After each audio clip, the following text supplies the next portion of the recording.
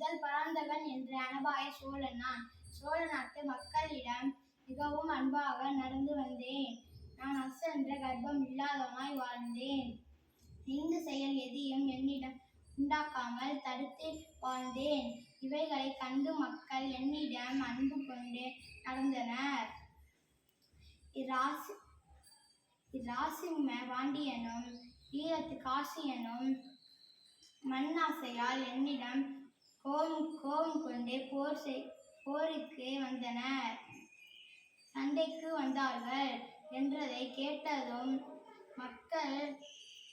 மக்கள் யாவரும் திரண்டு கிளம்பி போர் செய்து இரு அரசனையும் வென்று அந்த நாட்டை மன்னனுக்கு அடிமை நாடாக ஆக்கி தந்தனர்.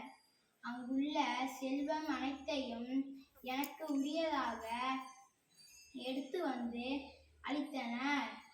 அப்பொன்னை சிதம்பரத்தில் உள்ள சீற்றம்பலத்தில் பொன் போற்று அளித்தேன்.